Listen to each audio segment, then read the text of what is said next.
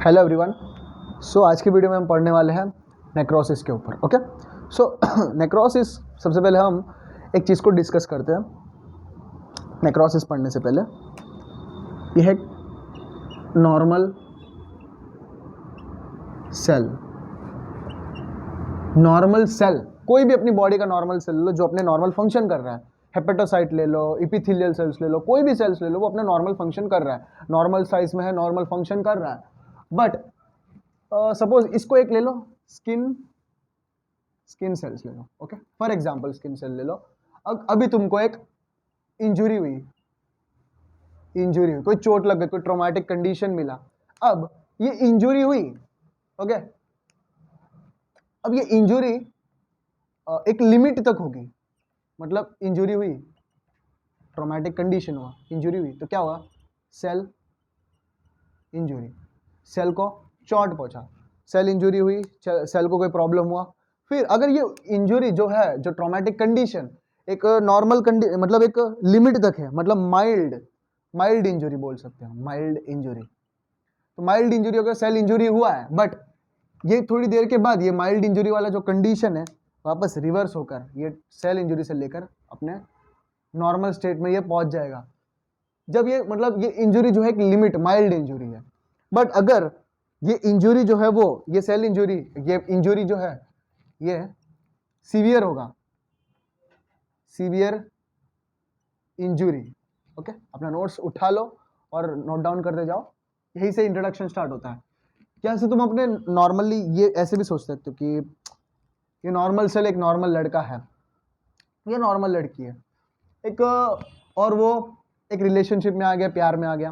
Okay, प्यार में आने के बाद फिर क्या हुआ? इमोशंस एक्सचेंज हुए, रिलेशनशिप, बहुत सारे इमोशंस एक्सचेंज हुए, इमोशनल अटैचमेंट हुआ। फिर उसके बाद इमोशनल अटैचमेंट हुआ, रिलेशन में रहते तो कुछ झगड़े होते हैं। ओके, बहुत सारे झगड़े होते हैं, रोज एक ना एक झगड़ा होता ही रहता है, हफ्ते में 1-2 दिन में एक झगड़ा होता रहता है। तो एक माइल्ड इंजुरी है। माइल्ड इंजुरी होने के बाद क्या हो जाता है? फिर नॉर्मल स्टेट में पहुंच जाता है रिलेशनशिप। जो जिनका मैच्योर रिलेशनशिप होता है वो नॉर्मल माइल्ड झगड़ों के बाद वो नॉर्मल स्टेट में पहुंच जाता है। बट अगर कोई लड़का या लड़की वो अलग रिलेशनशिप मेंटेन कर रहा है, चीट कर रहा है अपनी गर्लफ्रेंड को या बॉयफ्रेंड को चीट कर रही है, तो उस कंडीशन में एक सीवियर इंजुरी बोलते हैं। उस सीवियर इंजुरी में क्या होता है कि डायरेक्ट जो प्यार जो होता है ना वो टूट जाता है, मर जाता है प्यार। जो भी प्यार करता है सच्चा वाला, उसका प्यार जो है टूट जाता है। तो उस कंडीशन को बोलते हैं सीवियर इंजुरी। वही वैसे ही कंडीशन अपनी बॉडी में भी देखने को मिलते, कोई भी सेल में ले लो। कोई इंजरी हुआ है, कोई भी इंजरी, अगर कोई माइल्ड थोड़ी देर तक है, वो वापस नॉर्मल चला गया, नॉर्मल हो गया, उस कंडीशन नॉर्मल वापस कंडीशन उसको मिल गया तो नॉर्मल कंडीशन में चला जाएगा। बट वो कंडीशन परसिस्टेंट है, सीवियर, मतलब वो कंट्रोल नहीं। कोई भी चीज की लिमिट होती है ना, कोई भी चीज की लिमिट होती है, उस लिमिट के पार जाए तो वो खत्म हो जाता है। उसके बाद सीवियर इंजरी मिलते ही क्या होता है कि सेल डेथ हो जाता है। ओके, सेल डेथ हो जाता है। ओके, तो ये है cell injury, cell death. Okay, तो हमने देख लिया cell injury, cell death. Okay, तो हम देखेंगे ये जो माइल्ड इंजुरी जो बोलते हैं, माइल्ड इंजुरी को हम दूसरा नाम ले हैं रिवर्सिबल इंजुरी बोल सकते हैं, या ट्रॉमा भी बोल सकते हैं, रिवर्सिबल। और ये जो है सीवियर, इसको हम बोलते हैं इरिवर्सिबल, मतलब वापस पीछे जा ही नहीं सकता, वापस हमें वो प्यार चाहिए ही नहीं, बस हो गया, अब इससे ज्यादा हम दुख सह नहीं कर सकते। तो सेल डेथ हो गया। सेल डेथ में भी 2 टाइप आते हैं। ओके, सेल डेथ अपनी बॉडी में 2 टाइप से होता है। ओके, एक तो होता है नेक्रोसिस, एक होता है एपोप्टोसिस। ओके, और भी होते हैं, नेक्रोप्टोसिस भी होता है, वो हम जब हमको चांस मिलेगा वो हम डिस्कस करेंगे। बट अभी आज के वीडियो में नेक्रोसिस के बारे में पढ़ेंगे। तो नेक्रोसिस जो होता है ना, वो कोई इंजुरी की वजह से सेल डेथ हो जाती है। बट एपोप्टोसिस होता है ना, प्रोग्राम्ड सेल्ड होता है। ये मैक्सिमम हमें फिजियोलॉजी में देखने को मिलता है। जब एम्ब्रियोनिक कंडीशन में एक बेबी का हाथ जो होता है, एम्ब्रियोनिक कंडीशन में बेबी का हाथ जैसे डक के हाथ जैसा होता है, बट अपने नॉर्मल हाथ कैसे होते हैं? बेबी के हाथ ऐसे होते हैं। तो यहाँ के जो सेल्स है, एक्स्ट्रा सेल्स, इन सब के ये सेल्स का जो है एपोप्टोसिस होना जरूरी है। ये प्रोग्राम्ड सेल डेथ के थ्रू ये निकल जाएंगे, फिर ये नॉर्मल इस कंडीशन में आ जाएंगे, एम्ब्रियोनिक स्टेट में। तो ये एक एपोप्टोसिस अपने फिजियोलॉजिकल कंडीशन में होता है। तो एपोप्टोसिस जो ज्यादातर हमें फिजियोलॉजिक कंडीशन में देखने को मिलता है, बट नेक्रोसिस जो है वो हमें पैथोलॉजिक कंडीशन में ही देखने को मिलता है। तो दो टाइप ऑफ सेल डेथ है, नेक्रोसिस एंड एपोप्टोसिस। ओके, ये तुम्हें समझ आ गया होगा। और एक चीज, अगर रिलेशनशिप में हो तो तुम्हारी गर्लफ्रेंड के साथ या बॉयफ्रेंड के साथ झगड़ा हुआ है, थोड़ी देर के लिए झगड़ा हुआ है, मतलब सेल इंजरी हुई है, झगड़ा हुआ है, तो तुम उस समय के लिए तुम अपने भाई के साथ या कोई दोस्त के साथ टाइम स्पेंड कर लोगे, थोड़ी देर के साथ, थोड़ा मूड फ्रेश करने के लिए, उसी चीज में तो नहीं रहोगे, थोड़ा मूड फ्रेश करने के लिए अपने आप को अडॉप्ट कर लोगे। वैसे ही सेल जो है, कोई इंजरी हुआ है, उस कंडीशन को अडॉप्ट करने के लिए वो 4 तरीके यूज करते हैं, अडेप्टेशंस ऑफ सेल हम बोल सकते हैं। उसमें 4 तरीके आते हैं। सबसे पहला हाइपरट्रॉफी,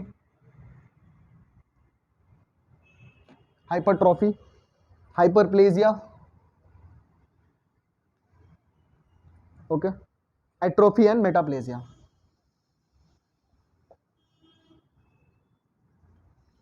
मतलब ये 4 कंडीशन है adaptation of cells, ADAP, adaptations of cell, adapt करने की कोशिश करते हैं अपने को। ये 4 कंडीशन के हाइपरट्रॉफी, ये चारों को मैं अलग से वीडियो बनाने वाला हूं, सो इन चारों को मैं डिस्कस नहीं करूंगा।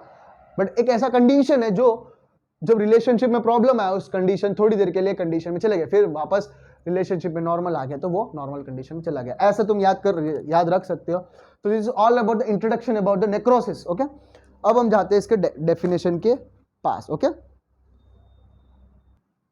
ओके, सो हमने देखा नेक्रोसिस का, हमने ऊपर से थोड़ा देख लिया था। तो डेफिनेशन देखते हैं। Necrosis is a pathologic process, एक पैथोलॉजिक प्रोसेस है, मतलब एक पैथोजेनेसिस प्रोसेस है दैट इज कॉन्सिक्वेंसेस, किसकी वजह से कॉन्सिक्वेंसेस है, सीवियर इंजुरी, मतलब ऐसा धोखा दिया है उसने, ऐसा चीट किया है कि भाई दूसरी बार हम प्यार की तरफ जाएंगे ही नहीं, ऐसा चीट किया है। इरिवर्सिबल इंजरी, मतलब माइल्ड इंजरी होता तो अडेप्ट कर लेते, थोड़ी देर तक बात नहीं करते, 2 दिन तक, 1 महीने तक बात नहीं करते, फिर वापस रिलेशनशिप में आ जाते हैं उसी के साथ। बट चीट इस तरह किया है, फिर दूसरी बार हमें उस सिचुएशन में आने का मन ही नहीं किया, तो वो डायरेक्ट डेथ हो गया, जो प्यार था वो मर गया। वैसे ही नेक्रोसिस एक ऐसा कंडीशन है, कैसा ट्रोमैटिक कंडीशन, तुमको एक्सीडेंट हुआ है, तुम्हारा सेल वहाँ पे, तुमको किसी ने चाकू मार दिया, वहाँ पे पूरा सेल नेक्रोसिस स्टार्ट हो जाता है। ओके, वहाँ के सेल्स जो है डेड हो जाते हैं। ओके, तो ऐसा एक ऐसा ही प्रोसेस उसको बोलते हैं नेक्रोसिस। ओके, वो एक इरिवर्सिबल इंजुरी के वजह से, इरिवर्सिबल मतलब एक ऐसा इंजुरी मिला है जो वापस पीछे जा ही नहीं सकता। ओके, तो इसका डेफिनेशन, ये जो डेफिनेशन है मैंने रॉबिन्स के बुक से लिया, इस डेफिनेशन में ही सब कुछ दिया है मैक्स। ओके, ये अगर डेफिनेशन तुम्हें याद भी रहेगा तो पूरा इसी में दिया है। Necrosis is characterized by denaturation, denaturation मतलब डीनेचुरेशन ऑफ सेल्यूलर प्रोटीन। सबसे पहले डीनेचुरेशन ऑफ सेल्यूलर प्रोटीन, जो अगर समझो इस तरह प्रोटीन है, इस तरह प्रोटीन है, ये नॉर्मल प्रोटीन है, डीनेचुरेशन हुआ इनका डीनेचुरेशन हो गया, इस तरह वो लूज आउट हो गए।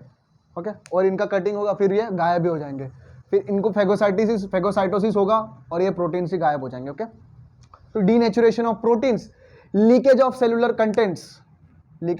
Contents to damaged membrane. अब कुछ इंजुरी हुआ है तो सेल, सबसे पहले कोई इंजुरी हुआ है कोई पर्टिकुलर टिश्यू, यहाँ पे मेरे को इंजुरी हुआ है, किसी ने काट लिया है, कोई डॉगी ने काट लिया, कुछ हुआ है, तो यहाँ पे काट लिया, सबसे पहले क्या होगा, यहाँ के जो सेल्स है, यहाँ के जो टिश्यू डैमेज होगा, टिश्यू डैमेज मतलब उसके अंदर के सेल डैमेज होने के लिए सबसे पहले क्या होना चाहिए, जो काटने के बाद जो लिक्विड रिलीज होता है, कहाँ से रिलीज होता है, साइटोप्लाज्म से रिलीज होता है। साइटोप्लाज्म के थ्रू कैसे रिलीज होता है, जब प्लाज्मा मेम्ब्रेन फटेगा, प्लाज्मा मेम्ब्रेन ब्रेक डाउन होगा, plasma leakage of cellular contents, जो भी सेल का जो कंटेंट्स था वो बाहर लीक आउट हो रहा है through the damage because of cell membrane. Local inflammation, ये लीक आउट हो रहा है, इस तरह जो भी सेल का कंटेंट्स है वो लीक आउट हो रहा है, उस वजह से क्या होगा, किसी ने मुझे डॉगी ने काट लिया, उसके बाद क्या होगा, वहां का पूरा एरिया स्वेल होने लगेगा, दर्द होगा, पेन होगा, स्वेल होगा, रेडनेस होगा, वो सब आ जाएगा। This the classical cardinal principles of cardinal symptoms of sine and symptoms of the inflammation. तो वहां पे लोकल इन्फ्लेमेशन देखने को मिलेगा। लोकल इन्फ्लेमेशन हो रहा है मतलब वहां का जो डेड सेल्स है, वहां का कौन अपना इन्फ्लेमेटरी सेल्स आके उसको एनगल्फ मतलब फेगोसाइटोसिस करना स्टार्ट कर देंगे, and enzymatic digestion of lethally injured cells. Lethally मतलब वो मरने वाले सेल्स, इंजोर्ड एंजाइमेटिक डाइजेशन जो लाइसोसोम है, लाइसोसोम के थ्रू एक, अभी में हम बात करेंगे, लाइसोसोम से कुछ ऐसे एंजाइम्स रिलीज हो जाएंगे, प्रोटोलाइटिक एंजाइम्स रिलीज हो जाएंगे, वो सेल को खुद डाइजेस्ट कर लेंगे। ओके, सो ये डाइजेस्ट, ये पूरे डेफिनेशन में ही सब कुछ है। तो ये डेफिनेशन अच्छे से पॉइंट वाइज लिख लेना, तो उससे तुम्हें ये डेफिनेशन से पूरी कहानी तुम्हें पता चल जाए। ओके, तो नेक्रोसिस किस वजह से होता है? ओके, फिर पहले हम कॉजेज देख लेते हैं। सेल इंजरी के बहुत सारे कॉजेज है, उसके ऊपर हम एक अलग से वीडियो बना सकते हैं, बट हम नेक्रोसिस पढ़ रहे हैं तो नेक्रोसिस के जो मेन कॉजेज है छोटा सा हम डिस्कस कर लेंगे। Necrosis due to external factors, necrosis के कॉजेस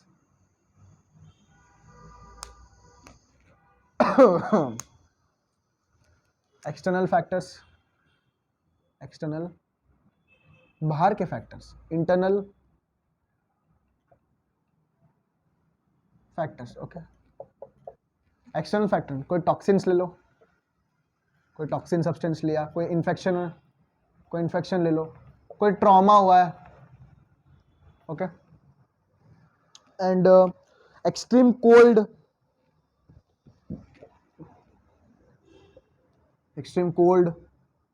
एंड हॉट, बर्न हुआ है, एंड फिजिकल इंजुरी, किसी ने मारा हो, कुछ चोट आ गया हो, फिजिकल इंजुरी। इन सब कंडीशन में हमें नेक्रोसिस देखेंगे। ये एक्सटर्नल फैक्टर से बाहर से प्रॉब्लम क्रिएट कर रहे हैं। ओके, और इंटरनल फैक्टर में जो मेन आता है, इंटरनल फैक्टर में जो तुम्हें अच्छे से याद करना है वो है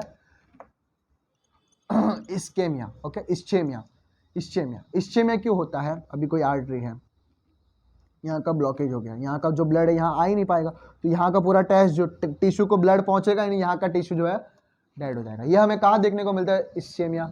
सबसे पहले हमको क्या याद है इस्केमिया के बारे में पढ़ते तो मायोकार्डियल इन्फेक्शन, एमआई की बात आते हैं। ओके, कोरोनरी आर्टरीज में एथेरोस्क्लेरोसिस का जो प्लेग जो है टूट जाता है, उसके वजह से जो है आर्टरी जो है पूरा ब्लॉक हो जाता है। ब्लॉक, उसके बाद का जो सेल्स है, मायोकार्डियल टिश्यू है, वहाँ पे ब्लड सप्लाई होता ही नहीं है, उसकी वजह से जो है एमआई हमको देखने को मिलता है। वो एक सीवियर कंडीशन है। तो this are the main causes of the necrosis, external factors and internal factors. Okay, इसके बाद हम देखते हैं नेक्रोसिस किस तरह होता है। नॉर्मल सेल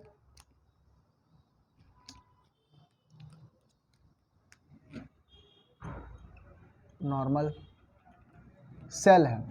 अब नॉर्मल हमको डायरेक्ट नेक्रोसिस पढ़ना है, तो हम माइल्ड इंजुरी, नॉर्मल इंजुरी, इनके बारे में हम डायरेक्ट नहीं करेंगे, बात नहीं करेंगे, डायरेक्ट सीवियर इंजुरी की बात करेंगे। तो एक ऐसा सीवियर इंजुरी मिला है। सीवियर इंजुरी को हम क्या बोलते हैं? Irreversible injury. इर्रिवर्सिबल इंजुरी,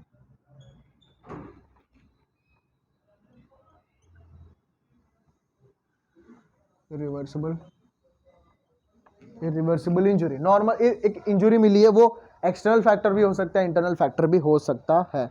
उसके बाद क्या हुआ? सबसे पहले सीवियर इंजुरी होने के बाद सेल मेम्ब्रेन, समझो कोई डॉगी ने काट लिया। ओके, हम डायरेक्ट नेचुरल एग्जांपल लेते हैं, कोई डॉगी ने काट लिया, एक सीवियर इंजुरी हुआ है। मेरे लिए तो डॉगी काटने से सीवियर इंजुरी। तो मेरे को समझ लो पैर के पास काटा है, पैर के पास काटने के बाद क्या हुआ? वहाँ के जो टिश्यू है, वहाँ का जो टिश्यू के अंदर जो सेल्स है, सेल्स का damage cell membrane of that particular cells. Okay, इनका वो डेफिनेशन में मैंने बात किया था, सेल मेम्ब्रेन जो है सबसे पहले डैमेज हो जाता है। सेल मेम्ब्रेन डैमेज होने के बाद, सेल मेम्ब्रेन के अंदर कौन से ऑर्गेनल्स है, उनके भी मेम्ब्रेन डैमेज हो जाएंगे। Mitochondria, nucleus, okay, lysosomes. तो हम उन सब के बारे में बात करेंगे, बट सबसे पहले लाइसोसोम्स के अंदर क्या होता है? प्रोटोलाइटिक एंजाइम्स होते हैं, जो लाइसोसोम को हम सुसाइड बैग भी बोलते हैं। ओके, लाइसोसोम्स को हम सुसाइड बैग भी बोलते हैं। ओके, तो सेल इंजुरी, सीवियर इंजुरी होने की वजह से जो सेल का जो सेल मेम्ब्रेन डैमेज जो, और साथ में सेल के अंदर जो लाइसोसोम है उसका भी इंजुरी हुआ है मेम्ब्रेन। तो लाइसोसोम के अंदर क्या होता है? प्रोटोलाइटिक एंजाइम्स होते हैं, जो प्रोटोलाइटिक एंजाइम्स एक सेल को ही खा सकते हैं, मतलब पूरे सेल को डाइजेस्ट कर सकते हैं, सुसाइडल बैग भी बोल सकते हैं। ओके, तो लाइसोसोम का भी सेल मेम्ब्रेन जो है डैमेज हो गया। तो लाइसोसोम का सेल मेम्ब्रेन डैमेज होने की वजह से लाइसोसोम के अंदर जो एंजाइम्स है, प्रोटोलाइटिक एंजाइम्स, वो एंटर हो गए, वो लीक आउट हो गए लाइसोसोम के through. Proteolytic enzymes proteolytic enzymes जहां भी आएगा वो किसी को भी खा सकते हैं। प्रोटोलाइटिक एंजाइम्स प्रोटीन्स को, कार्बोहाइड्रेट्स को, इन सबको वो ब्रेक डाउन करके वो ब्रेक डाउन कर सकते हो। क्या तो प्रोटोलाइटिक एंजाइम्स रिलीज हो गए इनटू द साइटोप्लाज्म में, वो रिलीज हो गए। ओके, साइटोप्लाज्म में रिलीज होने के बाद they start digesting the cell. जो भी सेल है, सेल के अंदर जो कंटेंट है, उन साइटोप्लाज्म में प्रोटोलाइटिक एंजाइम्स जब तक लाइसोसोम के अंदर है तब तक सेफ है सेल। जैसे ही सेल के साइटोप्लाज्म के अंदर आ गए, फिर वो सेल को डाइजेस्ट करना चालू कर देंगे। Okay, now cellular content start leaking out through the damaged membrane into the extra cellular matrix. तो ये साइटोप्लाज्म के अंदर जो भी कंटेंट्स है उन सबको वो डाइजेस्ट करना स्टार्ट किया, और यहाँ जो सेल मेम्ब्रेन भी लीक आउट हो गया, और जो cell membrane cytoplasm and cellular contents जो भी है leaked out into the extra cellular matrix में रिलीज हो गए, लीक आउट हो गए। फिर उसके बाद this trigger the inflammatory.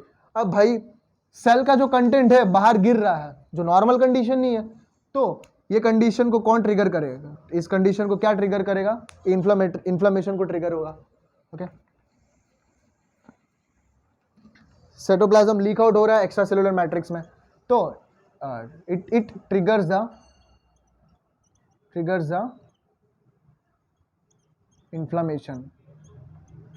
Inflammation trigger हो तो क्या होगा? इन्फ्लामेटरी सेल्स आ जाएंगे, जैसे कि neutrophils, monocytes, lymphocytes, mast cells, ये सब आके जो सेल वहां पे हुआ है वो सेल को इन्फ्लामेशन देंगे। तो वहां पे पेन, स्वेलिंग, रेडनेस, ये सारे हमको देखने को मिलेंगे। तो this is the normal thing, this is the normal introduction नहीं बोल सकते, it's a normal brief about the necrosis. फिर इसके बाद हम देखते हैं नेक्रोसिस का हमें क्लिनिकली इंपॉर्टेंट कैसा है, नेक्रोसिस को हम क्लिनिकली कैसे थोड़ा मायोकार्डियल इस्चेमिया के बारे में देखेंगे। कुछ ऐसे प्रोटीन्स होते हैं नेक्रोसिस, अभी समझो कार्डियक टिश्यू में एक नेक्रोसिस हो रहा है, तो जब नेक्रोसिस होता है तब कुछ ऐसे प्रोटीन्स ब्लड के अंदर रिलीज हो जाते हैं। जब हम ब्लड रिपोर्ट कराएंगे वो प्रोटीन्स हमें नॉर्मल से ज़्यादा देखने को मिले, उससे हमें पता चल जाता है कि भाई वो पर्टिकुलर एरिया में नेक्रोसिस हो रहा है। तो वो हमें मैनेजमेंट करने के लिए डायग्नोसिस के साथ साथ उस कंडीशन की सीवियरिटी को पता करने में हमें बहुत हेल्प करते हैं। तो ये चीज़ को हम एक बार देख लेते हैं, ये टॉपिक नेक्रोसिस पढ़ रहे तो देख लेते हैं। Okay, so clinical importance of necrosis. Okay, so जब नेक्रोसिस स्टार्ट होता है, कोई भी पार्ट में नेक्रोसिस हो रहा है, तो नेक्रोसिस होता है तो सबसे पहले सेल मेम्ब्रेन डैमेज हो जाता है। सेल मेम्ब्रेन, हर एक सेल का सेल मेम्ब्रेन सेम नहीं होता ना, हर एक सेल के अंदर जो कंटेंट्स होता है वो हर एक सेल का डिफरेंट होता है। हर एक पार्ट के जो सेल के, अभी एडिपोसाइट्स है, एडिपोसाइट्स के सेल का स्ट्रक्चर, जो सेल कंटेंट्स होते हैं वो अलग होता है। हेपेटोसाइट्स के सेल कंटेंट्स अलग होता है। कार्डियक टिश्यू के जो सेल्स होते हैं उनका सेलुलर कंटेंट्स अलग अलग होता है। तो सबके अलग अलग सेल्स होते हैं, अलग अलग उनके फंक्शंस होते हैं, उन फंक्शन के हिसाब से उनके अंदर प्रोटीन्स प्रेजेंटेड होते हैं। ओके, तो जब उन सेल्स के अंदर नेक्रोसिस या कोई सीवियर इंजुरी देखने को मिलता है, अभी इस्केमिया हुआ है, ब्लॉकेज हुआ है, कोरोनरी आर्टरी ब्लॉक हुआ है। ओके, तो कोरोनरी ब्लॉकेज हुआ है तो पेशेंट तुरंत ही चेस्ट पकड़ के उधर ही बैठ गया, उसको मतलब एंजिना पेन हो रहा है, एंजिना पेक्टोरिस एकदम पेन हो रहा है, तो उसको हॉस्पिटल लेके गया। ओके, तो उसको एंजिना पेन हो रहा है, मतलब हाँ उसको एमआई है, मायोकार्डियल इन्फ्रैक्शन हुआ है, तो हमें नेक्रोसिस का इंपॉर्टेंस उस कंडीशन में कैसे हेल्प करेगा? तो सबसे पहले कार्डियक मसल, जब हमको मायोकार्डियल इन्फ्रैक्शन देखने को मिलता है, जब मायोकार्डियल सेल्स में नेक्रोसिस देखने को मिलता है, 2 घंटे के बाद ही उसमें से एक ऐसा प्रोटीन रिलीज होता है जो सेल मेम्ब्रेन से या सेलुलर कंटेंट से ट्रोपोनिन करके एक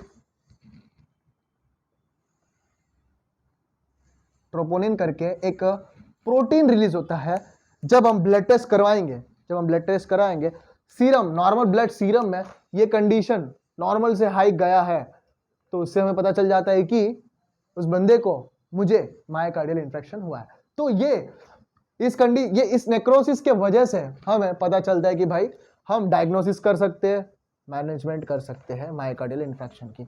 इसी तरह बाइल डक्ट एपिथेलियम में कोई इंजरी देखने को मिले, अपने को क्या रिलीज कौन सी प्रोटीन रिलीज होता है? Alkaline phosphatase, alkaline phosphatase, okay.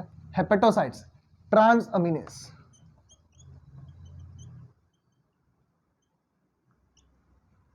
तो ये है इंपॉर्टेंट थिंग्स, ये तुम्हें याद रखना पड़ेगा क्योंकि these are the very important clinical perspective, okay. Troponin, alkaline phosphatase and transaminase, ये जब इनका जब नेक्रोसिस होता है ना, अपने को हमें ब्लड टेस्ट में हमें पता चल जाता है कि सीरम लेवल किसका जो नॉर्मल से उनसे ज़्यादा हाई देखने को मिलता है, उसमें पता चल जाता है कि भाई उसमें हम डायग्नोसिस करते हैं कि हाँ भाई इसको ये प्रॉब्लम है, ट्रांसअमीनेस का वैल्यू नॉर्मल कंडीशन से हाई है, तो हाई है तो हमें पता चल जाए कि भाई नेक्रोसिस ऑफ हेपेटोसाइट्स में हो रहा है कुछ, तो हमें तुरंत ही एक्शन लेना पड़ेगा, डायग्नोस हो गया, अब हमें इसको मैनेज करना है, okay. This is the very important in the necrosis topic. अगर ये तुम एग्जाम में लिखोगे, तुम्हारा आंसर का जो क्या बोलते हैं जो वैल्यू है वो बढ़ जाएगा, ओके। ये जो वर्ड्स लिखेंगे वो आंसर की वैल्यू को बढ़ा देंगे, okay. And you have to know as you are a doctor, इस चीज को तुम्हें याद रखना ही पड़ेगा, ओके। तो वही जब अब एक पैथोजेनेसिस जैसे डिस्कस कर रहे थे, तो मैं बता देता हूँ कि टॉक्सिन अब नेक्रोसिस किसके वजह से होता है? टॉक्सिन्स या कोई एक्सटर्नल फैक्टर्स जो है, टॉक्सिन्स, इन्फेक्शंस, और इंटरनल में से इस्केमिया। इसमें इस्केमिया के वजह से, इस्केमिया होने की वजह से उस टिश्यू में हाइपोक्सिया देखने को मिलता है। फिर उसके बाद इन्फेक्शन, एक स्टेप आगे इन्फेक्शन, डायरेक्ट वो सेल डेथ होना चालू हो जाएगा, उसमें ऑक्सीजन नाम की कुछ बची ही नहीं है। हाइपोक्सिया मतलब ऑक्सीजन डिफिशिएंट, मतलब डिक्रीज्ड कंडीशन, ओके। वहां पे कम हो चुका है ऑक्सीजन। बट इन्फेक्शन में क्या देखने को मिलता है? ऑक्लूशन, वहां पे मतलब ब्लड जा ही नहीं रहा है, जाएगा ही नहीं तो ऑक्सीजन ना वहां पे पहुंच रहा है और वहां का CO2 जो है रिलीज हो रहा है, तो वहां पे इन्फेक्शन देखने को मिलेगा। तो टॉक्सिन से इस्केमिया डैमेज द माइटोकॉन्ड्रिया, और माइटोकॉन्ड्रिया डैमेज हुआ तो क्या होगा? माइटोकॉन्ड्रिया डैमेज होगा तो माइटोकॉन्ड्रिया का काम क्या है? एटीपी बनाता है, एनर्जी प्रोडक्शन करता है। माइटोकॉन्ड्रिया डैमेज हुआ तो क्या होगा? एटीपी प्रोडक्शन नहीं होगा। एटीपी प्रोडक्शन नहीं हुआ तो क्या होगा? कुछ एटीपी प्रोडक्शन नहीं हुआ for longer period, it happens, everything stops working. तो एटीपी एनर्जी ही नहीं है तो अपनी वो जो सेल्स है, वो जो टिश्यू का जो भी वर्किंग स्टेट है, जो नॉर्मल फंक्शन है, फिजियोलॉजी है, वो पूरा रुक जाएगा। फिर उसके बाद ion pumps on the cell membrane stop working, so all the sodium and H2O get into the cells. तो जो ion, sodium potassium ion pumps होता है, जो भी नॉर्मल सेल मेम्ब्रेन पे होता है, जो आयरन, जो होम्योस्टेसिस मेंटेन करके रखते हैं कि बाहर इतना ही सोडियम होना चाहिए, अंदर इतना ही पोटेशियम सोडियम होना चाहिए, तो वो कंडीशन, जो भी बाहर का जो सोडियम पोटेशियम कैल्शियम है वो पूरा अंदर आता रहेगा।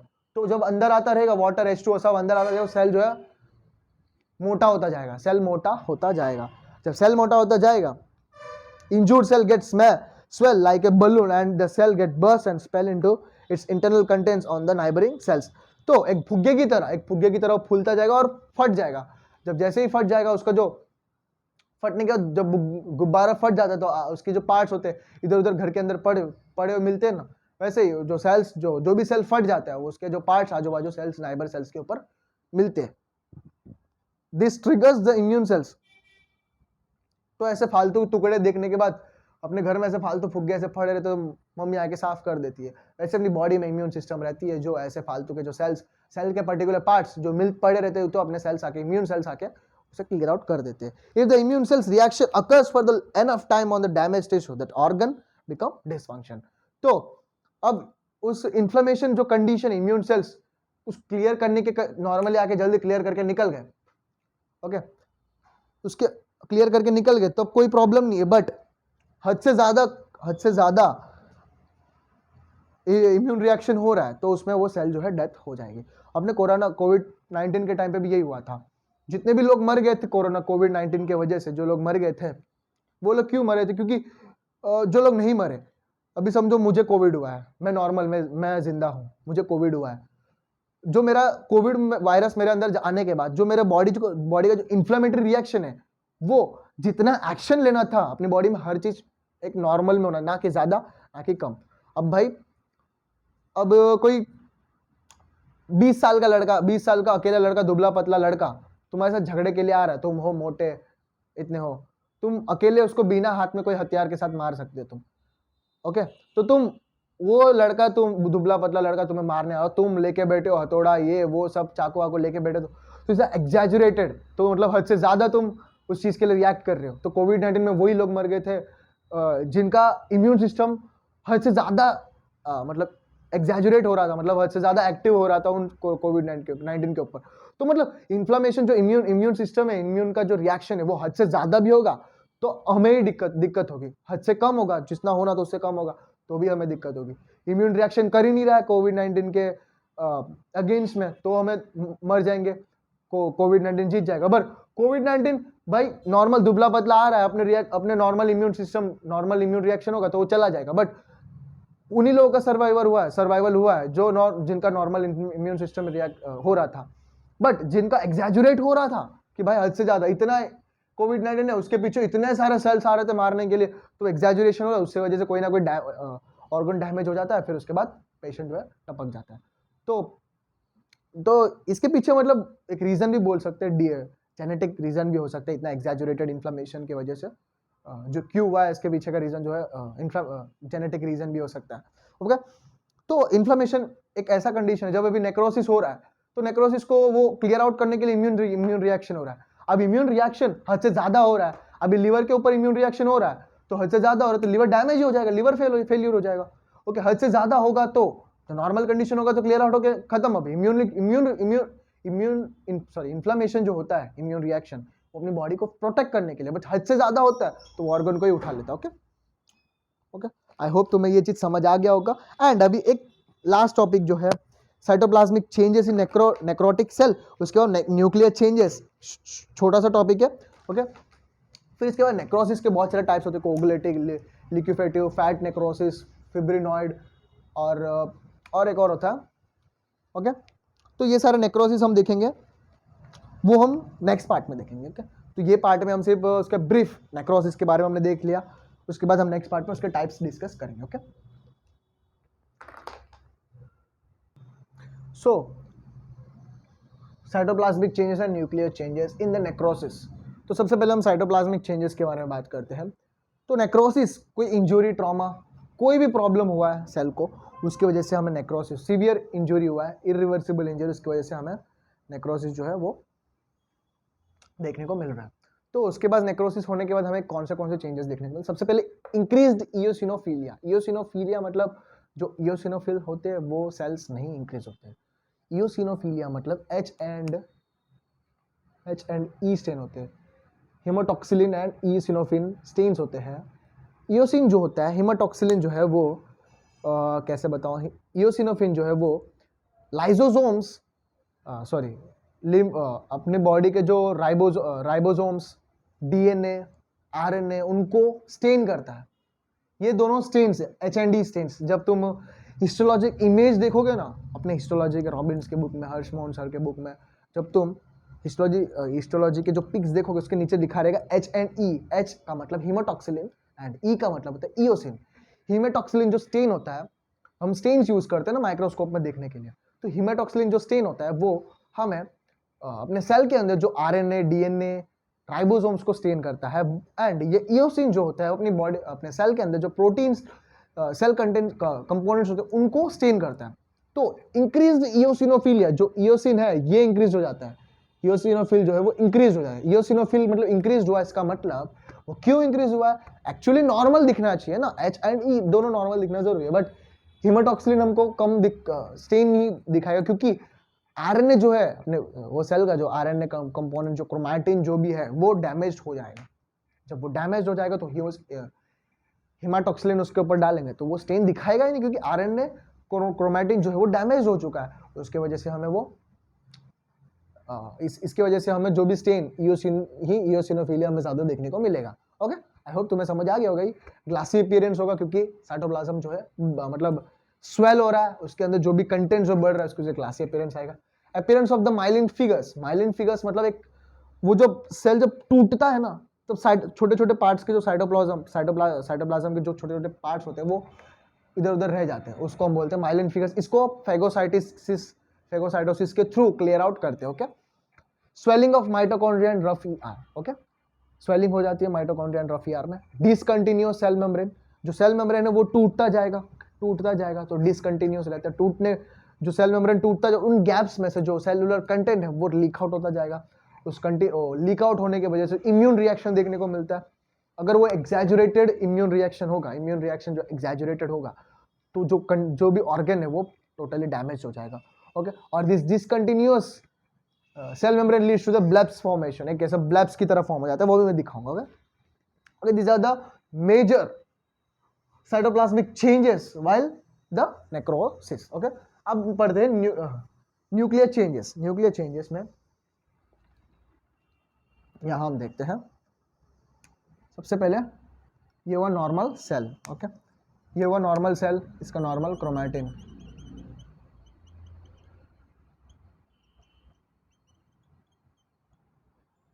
Normal cell. ओके, फिर यहाँ पे नेक्रोसिस स्टार्ट हुआ, कुछ सीवियर इंजरी हुआ है, इरिवर्सिबल इंजरी। इसके वजह से जो है वो कंडेंस्ड हो रहा है, कंडेंसेशन ऑफ क्रोमैटिन।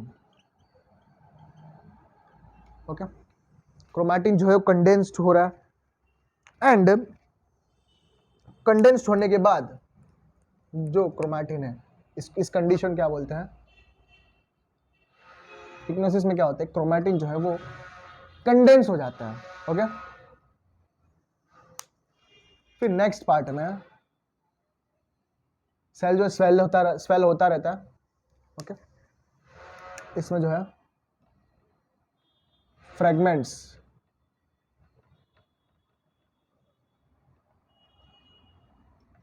क्रोमैटिन जो कन्वर्टेड इनटू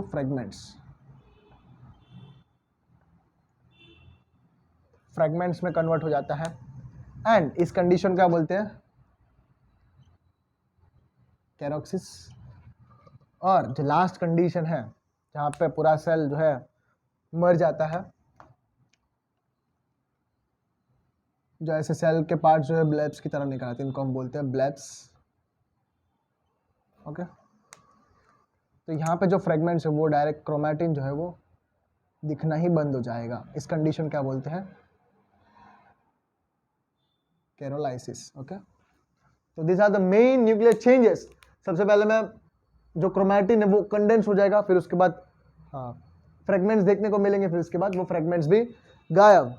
फिर वो सेल जो है ब्लेब्स की तरह टूटता जाएगा। वो सेल पूरा कागज के, एक नॉर्मल कागज को कैसे टुकड़े टुकड़े में तोड़ देते हैं फिर उसके बाद क्लीन कर देते हैं, उसी तरह टुकड़े टुकड़े में होने के बाद वो cell clean up, immune reaction के बाद वो पूरे सेल्स जो है क्लीन अप हो जाते हैं। तो this is all about the necrosis. इसके पार्ट, इसके टाइप्स होते हैं coagulative necrosis, liquefactive necrosis, caseous necrosis, fat necrosis and fibrinoid necrosis. तो ये सब हमें नेक्स्ट पार्ट में देखेंगे। Okay, thank you.